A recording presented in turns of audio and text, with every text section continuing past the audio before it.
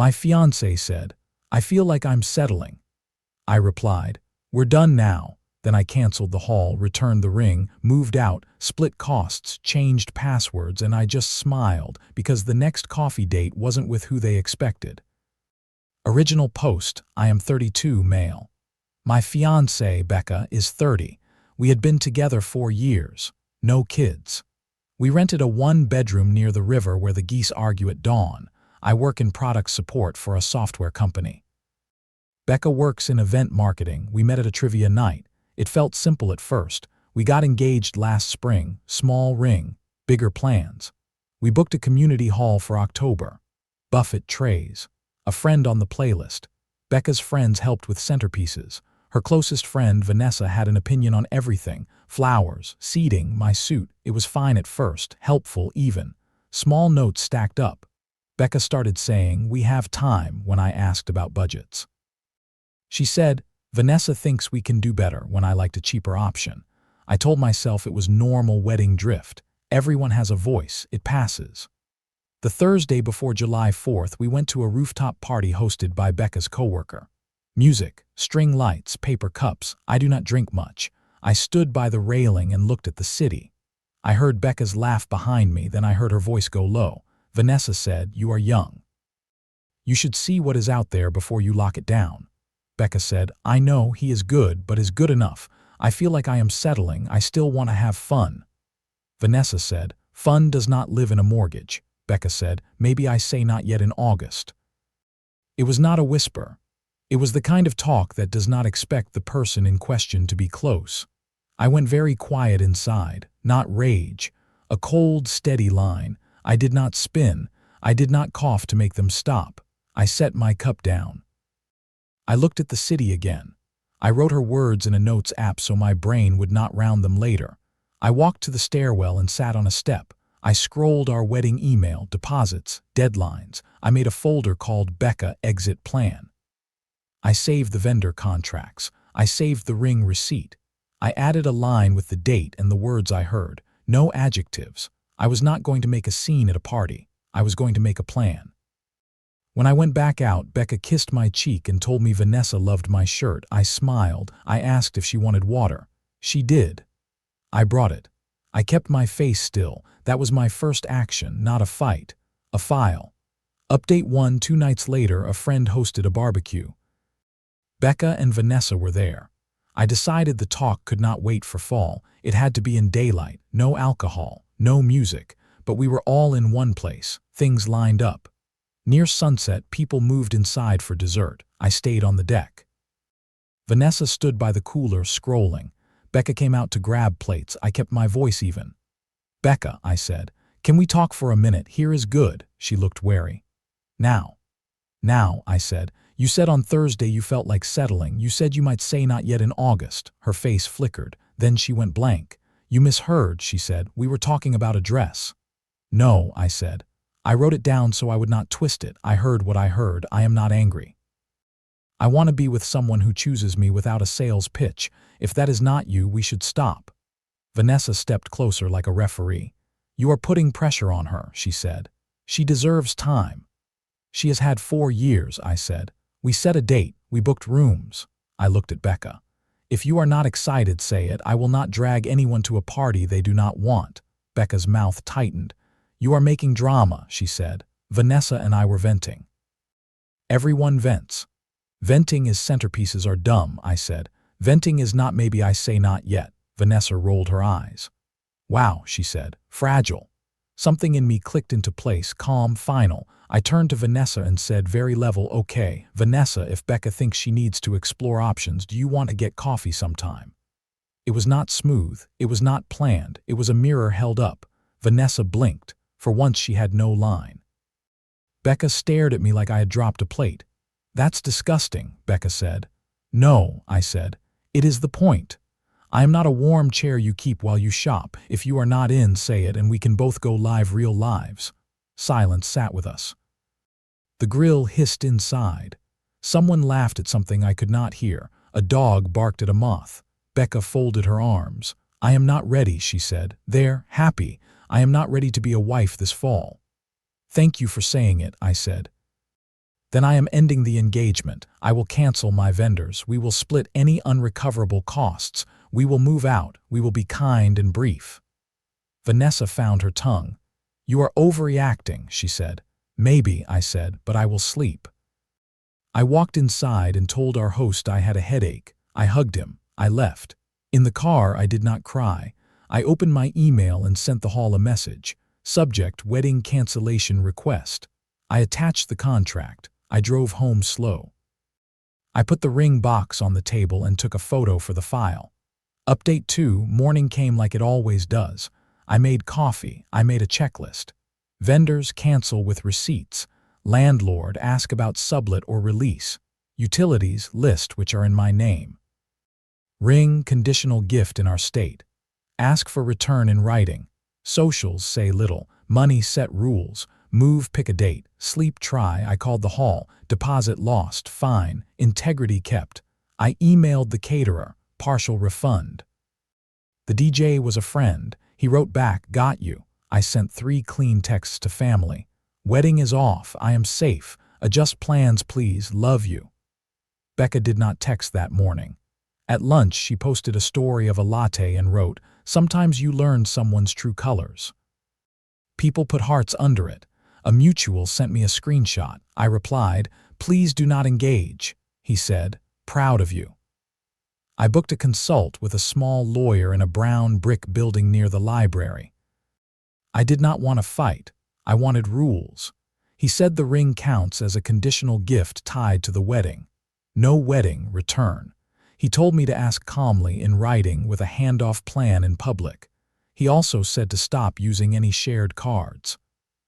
He said, keep it boring. I like boring when things break. I changed passwords. I moved my direct deposit to a new bank. I exported 6 months of statements in case anyone wanted to argue about money later.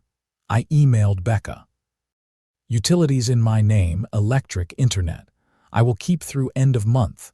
Please confirm plan to move out by the 30th. I will take couch and desk I purchased. You keep bed and dresser. Please return the ring Sunday, 11 a.m. Coffee shop by the park. I will bring a receipt, she replied 2 hours later. Unbelievable. Vanessa says you tried to ask her out. You humiliated me. Then I am keeping the ring for my pain. I replied, we can discuss with counsel. Please leave the ring Sunday so we do not waste either person's time. Attached, a polite letter that said the ring was conditional. Vanessa posted a long note about men who cannot handle choice. I muted both of them. It felt like turning down a radio. That night, Becca came home late and slammed cabinets. I stayed in the bedroom with the door open so it did not feel like a barricade. She stood in the doorway. You asked Vanessa out, she said. I held up a mirror, I said. It showed both sides. You made me look like a villain, she said. You told your best friend you were settling, I said. If you did not want to be the villain, you could have told me the truth first. She looked at the ring box. You don't have to end it, she said. We can pause. I do not do pause, I said.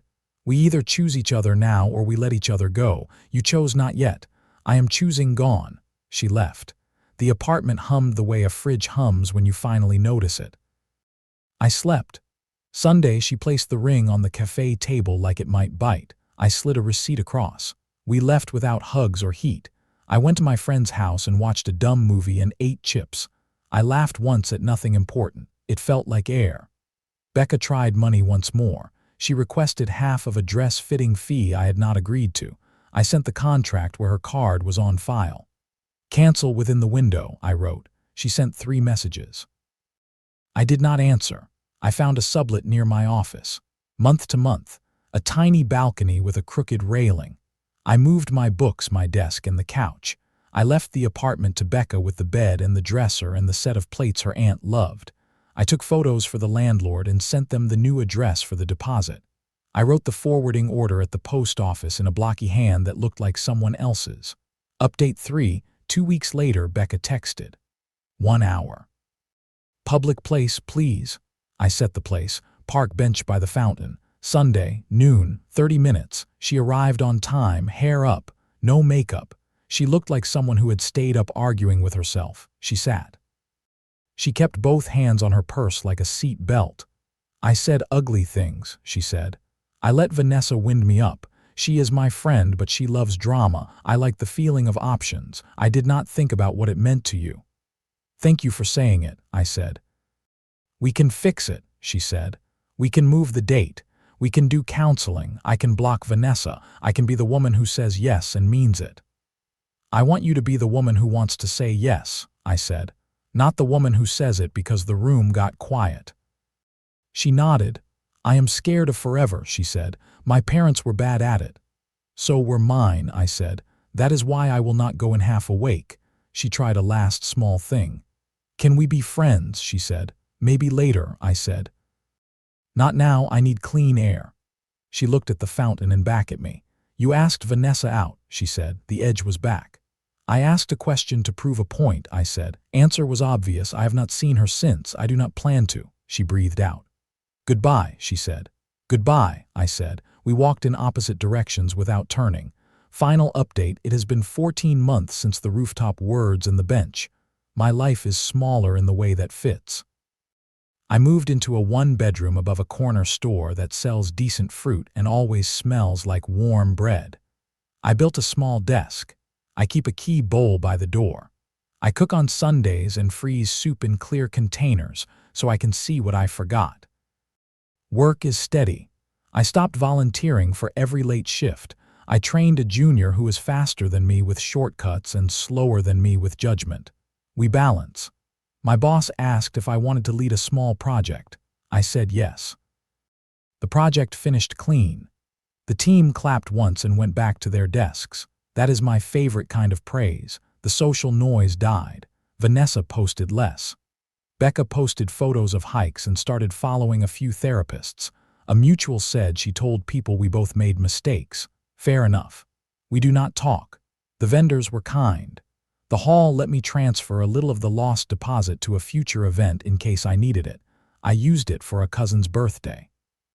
We ate sheet cake and listened to bad karaoke. It was perfect. I started going to a Thursday running group at the park. I ran slow. A woman named Ellie ran next to me one week and asked if I had a watch because she forgot hers. I said I had a phone. We ran 2 loops, talked about nothing heavy, and said see you next week. On our third coffee, I told her the short version. I was engaged. I heard my fiancée say she might say not yet. I ended it. I did not scream. I made lists. I am careful now. Ellie said, careful is respect. She works in a small gallery and still keeps the first cheap sketch she bought in college taped on her wall. She likes library books and quiet walks and is allergic to words like settle used as a threat. We wrote 3 rules in a shared note. Say the hard thing early. Do not use friends as judges. Do not make love an essay you defend to a room. Becca and I saw each other once at a market. We nodded. She looked calmer. She had a paper bag with peaches and flowers. I had mushrooms and a loaf of bread. We did not stop. We did not need to. People ask where the revenge is.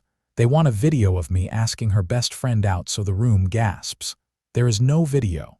There was one line that held a mirror and then a long run of boring choices. My revenge looked like canceling a venue, returning a ring with a receipt, moving out with a checklist, and refusing to be a placeholder. It looked like choosing to be loved on purpose, not by default. A friend asked if I was mad at Vanessa. I said no. She pushed a storm that was already building. Becca let it in. I learned to weather. Last month I took Ellie to the community hall courtyard where I almost rented a room for a different life. We sat on a bench and ate sandwiches. Kids played tag. A dog ignored all commands. I felt something like peace.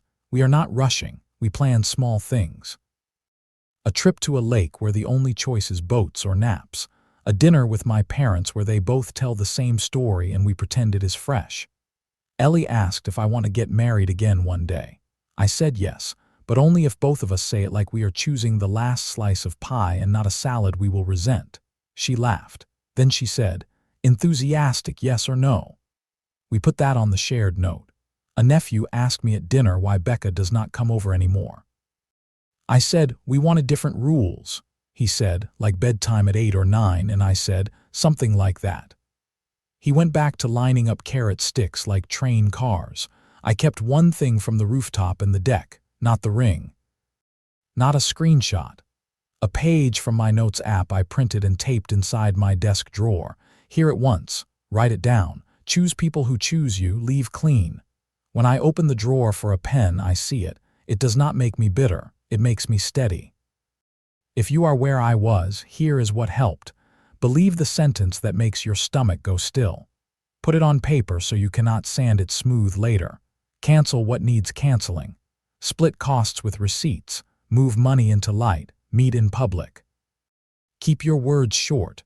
Do not argue on an app. Let quiet do its work. I do not hate Becca. I hope she finds the kind of yes she can live inside. I am grateful for a mirror held up at the right time and a friend who did not make the story bigger than it was.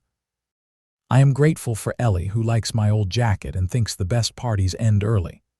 Sometimes I pass the rooftop building on my way to the river. It is just a roof with string lights where people say things they might not mean.